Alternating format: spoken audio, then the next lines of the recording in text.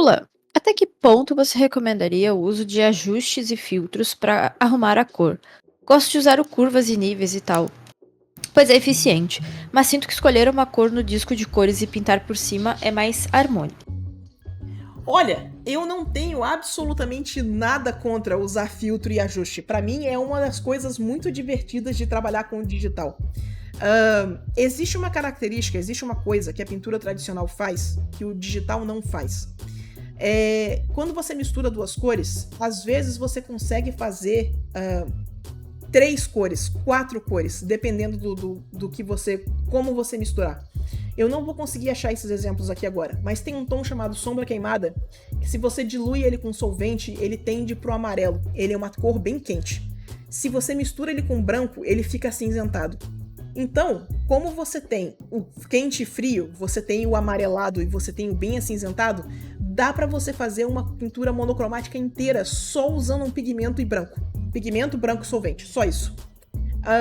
E a pintura digital, ela não tem essa característica. A pintura digital, ela é um pouco mais sintética. Ela é um pouco mais... ela se comporta, ela não tem pigmentos reagindo. Ela não tem solventes que vão fazer a diluição da tinta se comportar de uma forma diferente. Então a gente precisa introduzir essas variações de cor de forma arbitrária, de forma intencional. E eu acho que um dos jeitos mais efetivos de você fazer isso na pintura digital é usando filtros e é usando ajustes. Então, deixa eu voltar no nosso amigão aqui. Olha só que interessante. Um dos ajustes que eu costumo fazer é esse aqui, ó. Uma das brincadeiras que eu faço. Eu vou fazer uma camada de curvas.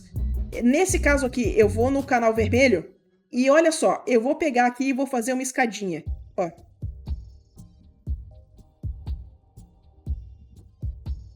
E aí, olha o que aconteceu com a pintura da roupa dele.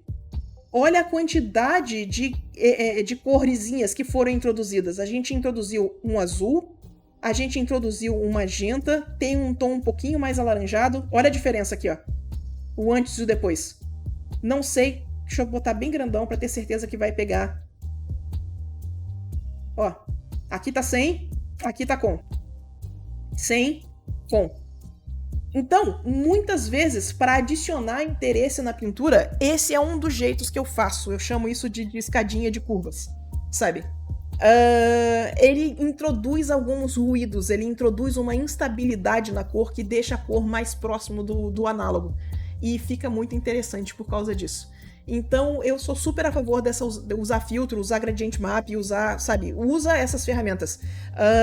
No geral, tá? Eu sei que tem muita escola que fala em simular o óleo no digital, simular a aquarela no digital.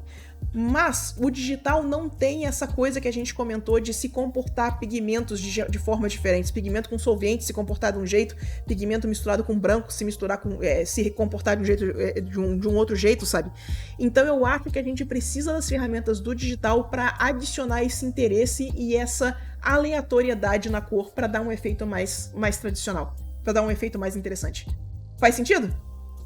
Bora!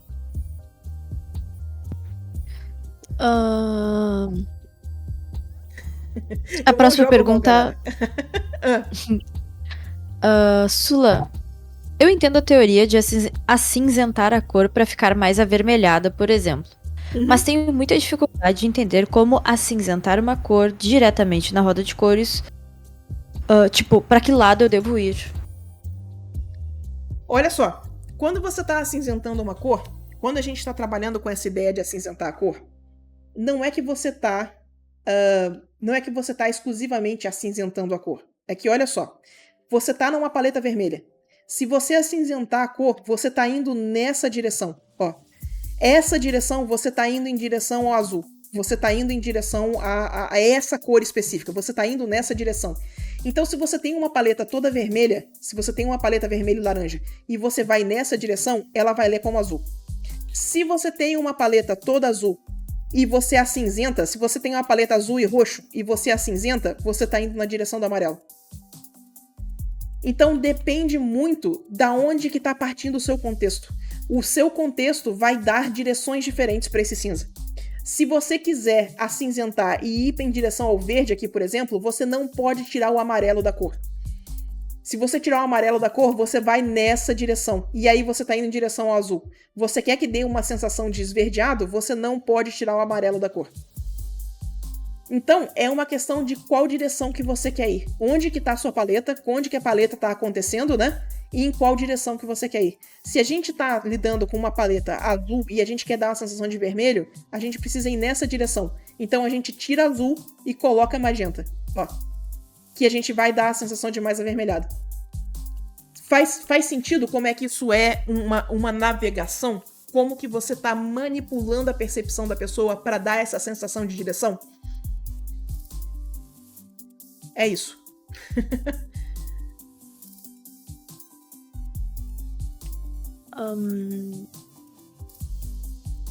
Boa noite, Sula e Alexa. Oh, não. Eu vi... Foda, né? Eu vi um vídeo falando que ao pintar luz e sombra, você tem que usar uma luz fria, sombra quente, etc. Mas nunca entendi direito. Você pode explicar? Posso. O que acontece, tá? Quando você tem uma luz fria, olha só, isso aqui faz muito mais sentido desse contexto. Quando você tem uma luz fria, a sua luz tá aqui, ó. Então, quando você passa pra sombra, a sombra ela vai acinzentar. Se a sombra acinzenta, ela tá indo em direção ao quente. E a mesma coisa acontece quando você tá lidando com uma luz quente, né? E aí a sombra cinzenta, se a sombra cinzenta, ela tá indo em direção ao azul. Então você tá lendo essa sombra como fria. Sacou? É só isso. A sua luz costuma ser mais saturada, porque é onde vai ter as cores mais puras, onde vai ter as cores mais intensas. Então a sua sombra desatura. No que essa sombra desatura, ela caminha na direção oposta do círculo cromático. Então, é por isso que as pessoas falam, se você vai fazer uma luz quente, a sua sombra é fria, porque a sua sombra tende pro azul. Se você vai fazer uma luz fria, a sua sombra é quente, porque a sua sombra tende pro laranja. É só isso. A sombra costuma ser desaturada em relação à luz, porque é na luz que a gente tem as cores vibrantes, as cores mais puras. Show! O que mais? Sula, blocar as cores e depois fazer os valores, ou definir os valores e depois jogar as cores? Blocar os valores primeiro, sempre, sempre, sempre, sempre. Lembra que a gente comentou, os valores são a parte que define a leitura da imagem. A leitura da imagem é a nossa parte mais importante. As cores, a matiz, ela é quase que o tempero. Você não começa a cozinhar pelo tempero, você começa pelo ingrediente principal e aí você tempera ele. Não inverte essa ordem, porque a matiz não vai dar leitura da imagem. Vai voltar naquele exemplo que a gente deu aqui no início, que é esse aqui, ó. Pera aí, deixa eu voltar aqui. O tonal, ele mexe na leitura da imagem. É aqui que a sua imagem vai ser lida, é aqui que ela vai ser percebida. A cor, ela não é tão importante assim.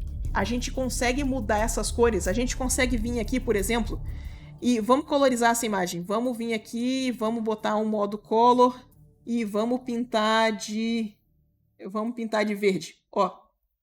E aí a gente pinta de vermelho.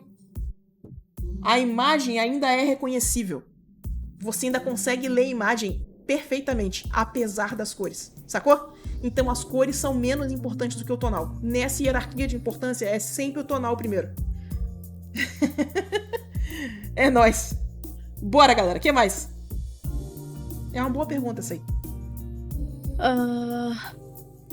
Tula, por acaso você teria recomendação de exercícios para fixar bem a teoria da cor contextual? Sim. Lembra aquele primeiro exemplo que eu tava mostrando do exercício que o Gurney fez? Deixa eu abrir ele aqui de novo.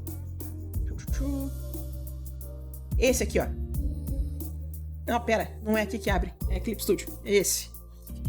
Esse exercício é muito bom para você entender o que é cor contextual, o que é cor local. Pinta a mesma cena com diferentes máscaras de gama, para você ter que interpretar essas cores de cena de jeitos diferentes. Pega uma cena simples, faz igual ele fez aqui, é uma árvore, uma estradinha e um céu, acabou, e pinta ela com máscaras diferentes, que você vai ter resultados interessantes.